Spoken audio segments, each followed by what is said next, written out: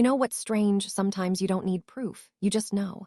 Not because you saw something obvious, not because someone told you, but because something inside you just stops feeling right.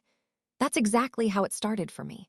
Nothing dramatic, no big fights, no late-night excuses, just small changes. He started replying slower, not hours late, just enough to feel off. His tone changed too, shorter messages, less effort, less him. At first, I ignored it. I told myself, Shilpa, you're overthinking. I mean, we were good, right?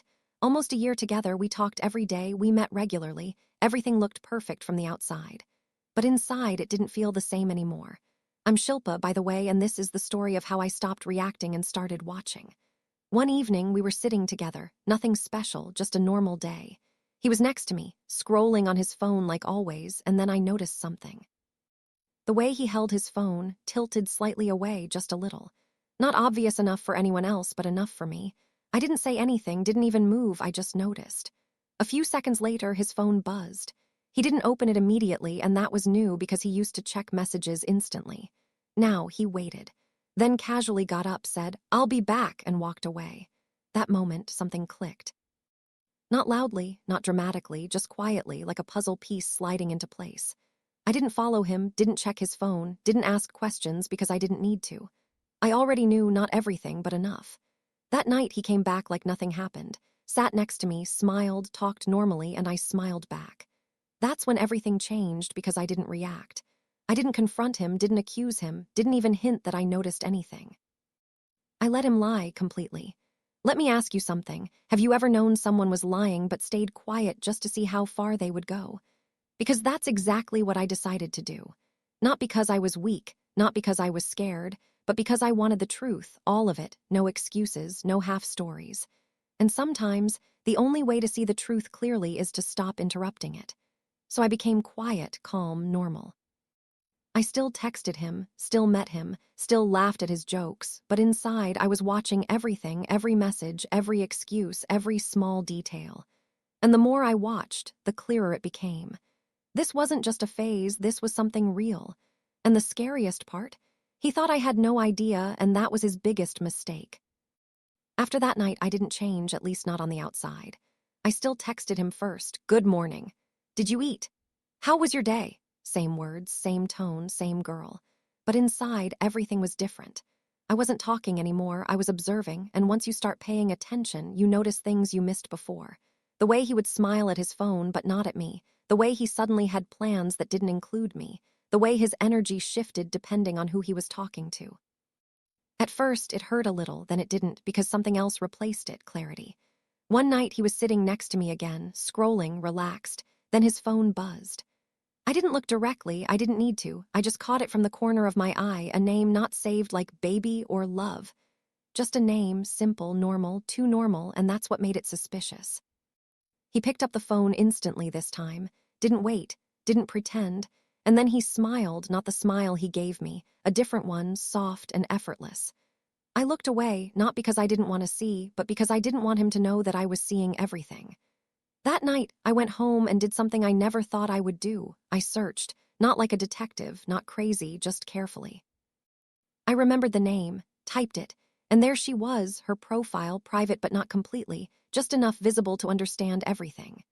Photos, stories, moments, and in those moments, I saw him, not clearly, not tagged, but present in the background in reflections, in small details only someone like me would notice. My chest felt tight for a second, but I didn't cry, not yet, because now this wasn't a feeling anymore, this was real. And the craziest part, he was still texting me while being there, while living that other version of his life. "Miss you," he sent. I stared at that message for a few seconds, then I typed back, "Me too." And I meant it, not him, but the version of him I thought he was. Let me ask you something, what's worse, finding out the truth or realizing how long it's been happening behind your back?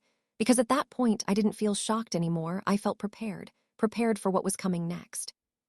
Because I didn't want to confront him, not yet.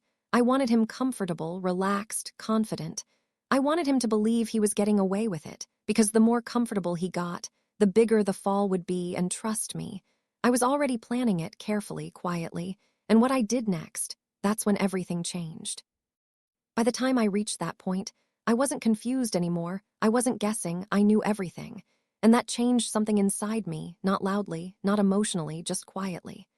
I stopped hoping he would fix it, stopped waiting for him to choose me, stopped expecting anything at all, and that's when I became dangerous because I was calm. I didn't confront him immediately, I didn't block him, I didn't disappear, I stayed, just long enough. One evening, I told him to come over. Let's spend some time together, I said. He didn't hesitate, of course he didn't, because in his mind everything was still under control. When he got there, everything felt normal, same room, same couch, same version of me until it was. I sat across from him, calm, relaxed, then I handed him my phone and said, "Watch this." He looked confused, but he pressed play. It wasn't a long video, just a few seconds, enough to show him walking into her building, not once, but multiple times, different days, different moments, same lie.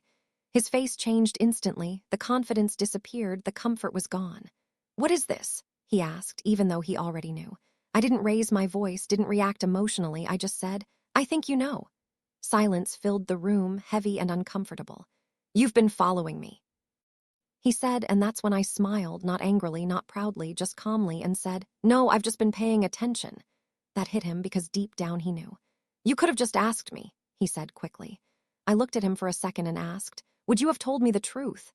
He didn't answer because we both knew the answer. "Let me ask you something. If someone lies to you every day, do they deserve a chance to explain, or do they deserve to face the truth the same way you did?" Because I wasn't there to argue, I was there to finish it. "I didn't say anything for 3 months," I said. "Not because I didn't know, but because I wanted to see who you really were."